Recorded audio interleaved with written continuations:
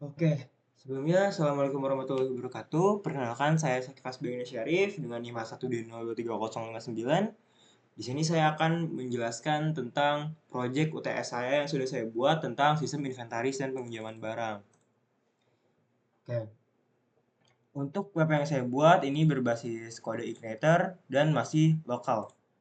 Oke, mungkin langsung aja ke penjelasan eh, codingannya. Di sini saya juga menggunakan XMPP untuk menghubungkan ke localhost phpMyAdmin. Di sini ada inventaris DB yang sudah saya buat, yaitu inventaris database untuk pendataan dari inventaris yang ada nantinya. Oke, yang pertama di sini ada libraries yang kita gunakan adalah libraries database, session, dan form validation. Terus di bawah lagi ada helper yang kita gunakan adalah URL dan form yang nantinya bakal kita aplikasikan di eh, aplikasi atau web yang sudah saya buat. Oke, selanjutnya di sini ada config ya, di sini ada base URL. Base URL itu merupakan base-nya dari URL yang ada. Ini contohnya adalah yang di atas ini. Jadi kalau kita mengakses base URL ini nanti bakal langsung ke halaman utamanya yaitu halaman dashboard. Terus selanjutnya di sini ada index page. Sebenarnya di sini nggak diubah ya. Ini udah defaultnya dari kode Igniter, yaitu isinya yang merupakan ya index PHP. Jadi kalau maksudnya index PHP ini, jadi sebagai defaultnya dari file defaultnya. Jadi misal kalian cuma manggil dari foldernya aja kayak gini ya. Nanti bakal kepanggil kalau cuma manggil folder nanti bakal kepanggil index PHP-nya. Kayak gitu. Terus selanjutnya ada database. Database di sini ada hostname localhost, username root, dan database adalah inventaris DB. Inventaris DB sendiri itu tadi ya, ini nama database yang kita punya. Terus selanjutnya di sini ada roots. Jadi root sendiri ini merupakan rute. Jadi yang kita punya, yang kita buat adalah pada kategori itu ada root kategori, kategori tambah, kategori edit, dan kategori hapus. Terus untuk barang juga sama ada barang tambah, barang edit, dan barang hapus. Yang fungsinya itu untuk tambah, edit, dan hapus atau CRUD. Terus yang barang sendiri untuk menampilkan tampilannya. Terus untuk peminjaman, di sini ada peminjaman kurang lebih sama, tapi ada perbedaan. Di sini ada tambah, ada kembalikan untuk mengembalikan peminjaman, terus ada peminjaman laporan. Oke. Terus untuk controller sendiri ya, mungkin eh, aku jelasin fungsi dari controllernya sendiri. Di sini controllernya itu terdapat ini. Yang pertama ada function construct. Jadi load model itu maksudnya adalah uh, mengakses model barang dan model kategori. Di sini model yang kita butuhkan pada controller barang itu cuma ada dua ya. Jadi barang, model, dan kategori. Itu fungsinya. Jadi kalau pada model itu fungsinya yang tadi barang dan model kategori, di sini kan ada mengakses database kan. Jadi ngambil nilai yang ada di database atau yang ada di table barang gitu. Jadi yang ada table barang kita akses dari model melalui model atau istilahnya dapur, terus kita akses melalui controller. Jadi sehingga kita bisa kita tampilkan pada view. Nah, di, pada controller sendiri di sini itu ada ini ya, tadi buat ngebuat ada create function create. Terus di sini ada from validation. Di sini ada peraturan-peraturan yang kita buat, ada kayak required itu wajib diisi, terus ini numeric, terus ini unik jadi kode barang, terus abis itu kategori itu ngambil nilai kategori di kategori model yang tadi kita punya. Terus abis itu di sini ada form validation sama aja. Ini kalau di run, kalau salah kalau salah pengisiannya misalnya dari rules ini ada yang salah, itu mereka bakal kembali lagi nampilin si barang.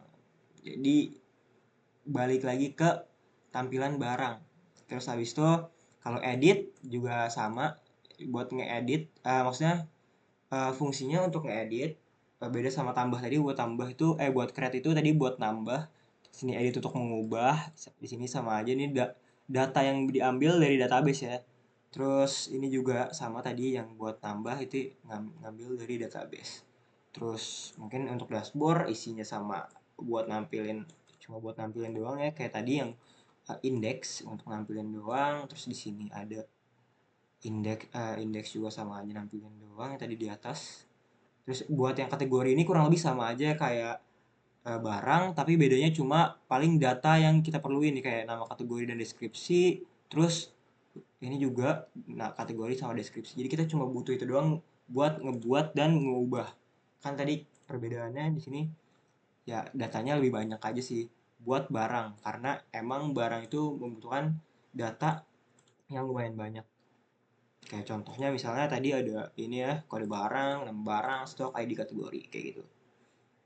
Terus di peminjaman kurang lebih sama juga, di peminjaman bisa ngebuat sama ngapus, tapi bedanya di sini ada kembali. Jadi ngembalin barang yang tadi. Jadi ini ada get peminjaman by ID. Nanti di sini kita cek kalau si peminjaman itu masih dipinjam, berarti nanti di sini kita bisa punya status nih. Nanti kalau misalnya diklik pada bagian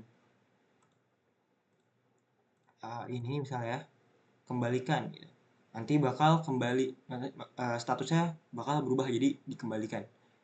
Terus selanjutnya ada laporan. Ini nanti kita ngecek laporan berdasarkan tanggal awal sama tanggal akhir yang dikembalikan nanti, kayak gitu ya. Jadi kayak range range tanggal buat data yang dikembalikan, barang yang dikembalikan gitu. Nah, terus habis itu selanjutnya langsung kita lanjut aja. Di sini model cuma isinya ya kayak gitu untuk ngambil data nih. Jadi kayak buat peminjaman model, kategori model, dan barang model itu tadi ngambil data-data yang diperluin buat di controller atau ditampilin di view kayak gitu. Kayak mungkin langsung aja kita mulai dari uh, view dashboard. Nah, yang pertama ini tampilannya, ini bisa bernavigasi kayak gini kan, bisa bernavigasi ke barang, tadi ke kategori kepinjaman, terus ini juga ada barang dipinjam, terus sini juga ada laporan. Nah, selanjutnya di sini ada atau kita bisa bernavigasi lewat atas nih, navbar. Nah, kita langsung aja ya, kita coba dari kategori. Kita misalnya di sini mau coba alat olahraga, deskripsinya alat olahraga. Terus kita ubah di sini. Kan ini langsung nih ID-nya langsung terpasang. Nah, ini sebelumnya ada yang dihapus ya, nomor 5 sama 6, jadi langsung ke 7 ID-nya loncat. Tadi udah dicoba untuk ngehapus. Terus ini ya bisa kita edit, misalnya huruf besar huruf kecil aja, alat olahraga. Di sini berubah jadi alat olahraga. Begitupun sebenarnya yang ada di sini. Nanti bakal nambah nih. Terus kalau misal kita hapus, kita habis itu dikonfirmasi yakin ingin menghapus, hapus. Nah, di sini juga akan terhapus. Nah, kayak gitu. Nanti database pun bakal berubah. Terus selanjutnya di sini ada daftar barang. Misal kita di sini ubah ya jadi satu, ya kan? Di sini terus udah satu. Oh ya, tadi yang kode ini itu tadi kan sifatnya dia unik. Di mana tadi controller barang. Ini sifatnya unik, is unique. Jadi kalau misal kalian input dengan kode yang sama sebelumnya pernah ada, itu bakal kembali lagi yang tadi kita jelasin ya, kembali lagi ke halaman ini nih. Run false, kita kembali lagi. Sorry, yang tadi di sini nih, run false. Nanti ini kalau nanti si ininya salah, dia bakal kembali lagi kayak gitu. Terus abis itu lanjut ke peminjaman. Oke, di sini peminjaman, untuk peminjaman sendiri ini kan masih ada satu laptop yang dipinjam nih ya. Nanti di sini di barang dia bakal kelihatan nih si laptop 14 stoknya. Nanti kalau coba kita kembalikan, saat kita kembalikan ya, dia bakal jadi 15. Kenapa? Karena sebenarnya stok kita tuh emang 15 buat laptop. Coba misal kita pengen minjem snare ya, snare. Misal kita pengen minjem snare. Kok snare? Gitu. sini ada snare. Kita tambahin dulu snare-nya jadi 2 ya. Snare jadi 2. Terus habis itu kita pinjem 2 snare. Misal kita minjem snare. Terus di sini sakif jumlah 2 jumlah 1 deh, 1. Terus di sini juga kita pinjem di tanggal yang sama. Terus kita kembali besok. Terus apalah. Misal untuk supporteran. Di sini kita langsung simpan. Terus di sini bakal ada baru nih. Nanti di sininya bakal berkurang. Snare jadi tinggal 1. Yang tadinya snare 2. Udah kita ubah kan jadi snare 2. Di sini juga bakal terpampang. Jadi barang yang masih dipinjam, ini khusus barang yang dipinjam ada. Nah, terus di sini kita hapus, kita misalnya kembalikan aja deh, kembalikan. Nanti di sini kembali kan udah ada, maka barangnya kembali jadi ada 2 lagi kayak gitu. Terus misal kita pengen hapus ini juga bisa, sama ada konfirmasi juga. Terus untuk laporan ini kita misal dari range tanggal 14 sampai tanggal 16 ada apa aja sih laporan peminjamannya. Oh, ternyata ada ini nih tadi. Terus ada juga tadi ID 1 sampai 4 sebenarnya udah dihapus, terus sama tadi ID 14 juga udah dihapus. Jadi kita nampilin yang masih ada aja kayak gitu. Terus mungkin pada halaman dashboard ini juga udah sebenarnya udah nggak ada apa-apa lagi ya. Paling ini cuma sebenarnya halaman dashboard ini nggak terlalu penting karena sebenarnya kita bisa bernavigasi lewat atas, lewat sini nih navbar tadi. Cuman kita buat aja karena halaman dashboard biar lebih menarik gitu.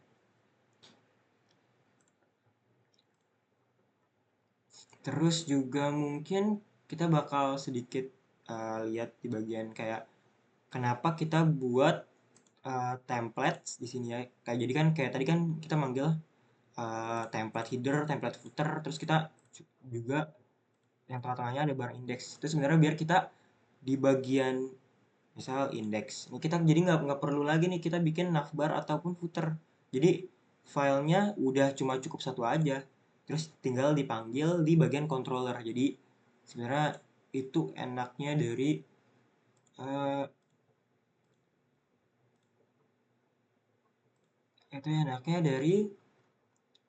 sebuah MVC gitu. Jadi kayak ada model, ada controller, terus kita tinggal buat kayak gini aja. Walaupun kepisah-pisah tapi dia lebih rapih. Oke, mungkin segitu aja penjelasan uh, dari aku untuk uh, project UTS pemrograman web 2. Oke, mungkin kurang lebihnya mohon maaf. Aku tutup. Assalamualaikum warahmatullahi wabarakatuh.